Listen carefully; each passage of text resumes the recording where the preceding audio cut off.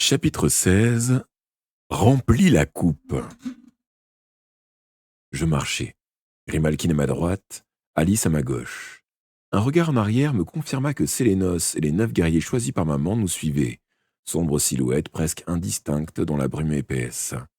Seul le chuintement de nos semelles sur le sol boueux perturbait le silence. Il pleuvait encore, moins fort cependant. Puis, bien trop tôt à mon goût, les murailles furent devant nous, énormes blocs de pierre luisante d'eau, solides, formidables. Comment avait-elle traversé ce brasier infernal pour surgir dans notre monde? Ça paraissait impossible. Nous longeâmes le mur jusqu'à la petite entrée. Grimalkin passa la première sous la gueule de la gargouille et pénétra dans l'orde avec détermination. Une galerie s'ouvrait devant nous, mais la sorcière franchit une autre porte sur la gauche, et nous lui emboîtâmes le pas. Nous débouchâmes dans une salle si vaste que la voûte, au-dessus de nos têtes, se perdait dans l'obscurité. Une faible lueur baignait les lieux. Une faible lueur baignait les lieux, venue on ne savait d'où, car aucune torche ne les éclairait. Sur une table recouverte d'une nappe de soie rouge, des plats en argent ou en bronze contenaient des fruits et de la viande. 13 sièges à haut dossier, taillés dans l'ivoire, le plus blanc et rembourré de la même soie que la nappe, attendaient les convives. Devant chaque siège était posé un gobelet en or, délicatement ciselé et rempli jusqu'au bord de vin écarlate. La lumière monta, révélant autour de la pièce une colonnade. Le sol de mosaïque représentait les serpents entrelacés. Comme je suivais des yeux le méandre des motifs, j'eus un sursaut de surprise. Au milieu de la salle béait un puits noir. Cette découverte m'emplit d'effroi. Qu'avait-il au fond? Nous nous assîmes, mais, obéissant aux instructions de maman, nous ne touchâmes ni à la nourriture, ni au vin. Les sièges étaient tous disposés sur le même côté, de sorte que nous faisions face au puits. Des pas résonnèrent alors dans les profondeurs, d'abord lointains, puis de plus en plus proches. Quelqu'un montait des marches. Une tête émergea lentement, une silhouette sombre apparut et prit pied sur le sol de mosaïque. C'était un guerrier carapassonné de métal noir. Sa main gauche tenait une lourde épée, sa main droite une coupe en cristal. Il marcha vers nous à pas mesurés, et je profitai de ces quelques secondes pour l'examiner. Il n'y avait pas d'ouverture dans son homme noir pour la bouche ou le nez. Seules 2 minces fentes indiquaient la place des yeux. Mais je n'y discernais aucun regard, rien qu'un vide ténébreux. Sa cotte de maille était noire, comme toute son armure, et les pièces de métal recouvrant ses orteils se prolongeaient en griffes acérées. Il s'arrêta devant la table et, quand il parla, mon cœur se contracta d'effroi. Sa voix, forte, glaciale, arrogante, mais avec des consonances métalliques. Pourquoi ne pas manger par les mets? Pourquoi ne mangez-vous pas les mets préparés pour vous restaurer? Pourquoi ne buvez-vous pas le vin généreusement versé? Ces reproches résonnèrent longtemps entre les murs de pierre. Ce fut Grimalkin qui prit la parole. D'un ton calme et digne, elle déclara: Nous vous remercions de votre hospitalité, mais nous n'avons ni faim ni soif. C'est à vous de décider. Néanmoins, nous exigeons quelque chose en échange de la nourriture offerte. Emplissez cette coupe afin que notre maîtresse puisse vivre. En prononçant ces mots, le guerrier noir tendit le calice à la sorcière. Avec quoi le remplirons-nous? Demanda-t-elle. Le personnage en armure ne répondit pas tout de suite. Tournant lentement la tête, il nous observa tour à tour. Épouvanté, je sentis ses yeux sans regard se peser sur moi. Ma maîtresse a besoin de se nourrir. Il lui faut le sang chaud du plus jeune d'entre vous. Il pointa son épée sur moi. Sacrifiez sa vie, emplissez la coupe du sang jaillie de son cœur. Je me mis à trembler de tous mes membres. Malgré ce que maman m'avait dit, malgré l'assurance que Grimalkin combattrait pour moi, le doute envahit mon esprit. Une terreur froide me gela jusqu'aux os. Allais-je mourir ici? Le malin avait-il dit vrai, en fin de compte? Maman avait-elle eu depuis le début l'intention de me sacrifier? Peut-être son lent retour à sa nature originelle avait-il chassé de son cœur tout amour humain pour son fils? Jacques avait tombé un truc, je ne sais pas quoi. C'est trop demandé. Nous exigeons le droit de combattre. C'est votre droit, en effet. Mais ne courez pas un tel risque à la légère. Si je suis vainqueur, vos vies à tous paieront le prix de votre défaite. Est-ce vraiment ce que vous voulez? Grimalkin inclina la tête en signe d'assentiment. Aussitôt tout devint noir. J'entendis autour de moi des soupirs et des chuchotements. Puis la lumière revint. Le guerrier était debout au centre de la mosaïque, dans une posture d'attaque. Il ne tenait plus la coupe. De la main droite, il brandissait une lourde épée. De la gauche, un fléau. Un manche de bois muni d'une chaîne à laquelle était accrochée une masse sphérique hérissée de pointes. Grimalkin sortit de leur fourreau 2 longues lames et sauta par-dessus la table avec la souplesse d'un chat. Elle entama aussitôt autour de l'être en armure une espèce de danse, lente et menaçante, un mince sourire étirant ses lèvres. Elle aimait se battre. Elle aimait exercer ses talents contre un adversaire valeureux, et elle venait d'en trouver un à sa mesure. Grimalkin ne craignait pas la mort, mais si elle était vaincue, nous péririons tous.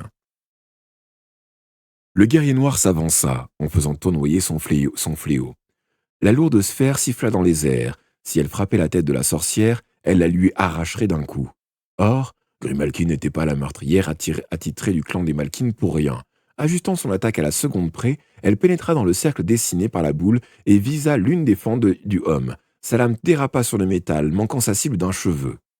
L'épée du guerrier était aussi rapide que les lames de la sorcière. Ils échangèrent des estocades furieuses, mais elle restait trop près de lui pour que le fléau puisse l'atteindre. Par 2 fois, il tenta de lui transpercer la poitrine. Virevoltant comme une toupie, elle esquiva avec une parfaite maîtrise de ses mouvements. Sa lame s'abattit à plusieurs reprises sur son adversaire sans réussir à entamer l'armure. Il paraissait peu probable qu'elle survive au combat, encore moins qu'elle le remporte. Quelle chance avait-elle contre un guerrier aussi solidement protégé? Ses bras et ses jambes à elle étaient nus, sa chair vulnérable. Une pensée me frappa alors. Elle avait renoncé à 2 choses qui lui auraient donné l'avantage. Elle m'avait fait cadeau de la dague magique et du sort qu'elle aurait pu employer à cet instant. Pourquoi avoir consenti à un tel sacrifice à mon profit? Grimalkin reculait à présent vers la table sans cesser de tourbillonner. L'inquiétude me serra la gorge. Sa tactique me paraissait mal adaptée. À cette distance, le guerrier pourrait la frapper en pleine tête. Il se mit à faire tourner son fléau de plus en plus vite, se préparant à asséner un coup fatal. Grimalkin avança alors comme si elle acceptait d'être assommée. Je crus que mon cœur s'arrêtait de battre. Dans une seconde, ce serait fini. Or, quand la sphère mortelle s'abattit, la victime visée n'était plus en dessous. La boule s'écrasa sur la table, envoyant plats et gobelets valdinguer sur le sol avec fracas. Aussitôt Grimalkin bondit et dirigea la pointe de son arme droit vers l'une des fentes du homme. La lame s'enfonça dans l'œil invisible de l'ennemi et un hurlement de douleur résonna sous la voûte. Aussitôt les ténèbres nous enveloppèrent, ainsi qu'un froid d'outre-tombe. Un acte de magie noire venait de s'accomplir. Pris de vertige, je cherchai le rebord de la table pour me retenir. L'horrible cri s'éteignit peu à peu. Un silence irréel retomba sur la grande salle. Alors, du fond de l'obscurité, 2 yeux flamboyants émergèrent du puits qui nous fixait. Soudain la lumière revint.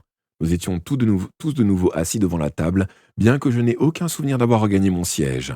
Les plats et les gobelets que j'avais vus dégringoler sur le sol semblaient n'avoir jamais bougé, et Grimalkin avait repris sa place. Le guerrier en armure noire était debout devant nous, tenant d'une main la coupe de cristal et de l'autre sa longue épée. Était-ce le même homme revenu à la vie par quelque sortilège? On aurait pu croire que son combat avec la sorcière n'avait jamais eu lieu. Ma maîtresse a besoin de se nourrir, déclara-t-il en pointant l'épée vers moi. Elle doit boire le sang chaud du garçon. Emplissez la coupe.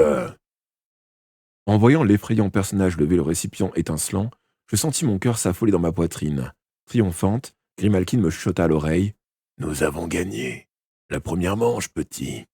Il n'exige plus ta vie. Il se contentera d'un peu de ton sang. C'est exactement ce que nous voulions. Le noir guerrier vint déposer la coupe sur la nappe de soie écarlate. Grimalkin tira une courte dague d'un de ses fourreaux et se tourna vers moi. Relève ta manche, mon garçon. La droite. J'obéis avec les doigts tremblants. Maintenant, soulève la coupe et place-la sous ton coude. Je tendis mon bras nu, comme elle me l'ordonnait. Grimalkin m'entailla légèrement la peau, presque sans douleur. Le sang se mit à goûter. Il se tarit alors que la coupe n'était qu'à moitié pleine. Encore une petite coupe, dit la sorcière, et ce sera fini. Je retins ma respiration en sentant de nouveau la lame pénétrer ma chair. Cette fois, un flot pourpre jaillit et la coupe devint étonnamment lourde dans ma main. Dès qu'elle fut remplie à ras-bord, mon sang cessa de couler, et il ne resta sur ma peau pâle que 2 minces lignes rouges. La sorcière prit la coupe et la reposa sur la table. Le guerrier s'en empara et repartit vers le puits. Nous le regardâmes s'y enfoncer jusqu'à ce qu'il ait complètement disparu. Nous attendîmes que le bruit des pas s'éteigne au loin, craignant, si nous bougions trop tôt, qu'il nous entende et rebrousse chemin. Il était essentiel que mon sang soit remis à l'ordine. Les minutes passaient lentement. Enfin, Grimalkin sortit de sa manche un petit miroir afin d'annoncer notre succès. Elle n'en eut pas le temps. L'obscurité nous enveloppa de nouveau, accompagnée d'un froid intense. De nouveau, les yeux étincelants nous fixèrent, puis s'avancèrent vers nous. Des serviteurs de l'obscur avaient-ils percé nos intentions? Soudain, je pris conscience que malgré le profond silence qui régnait autour de nous, d'étranges personnages se...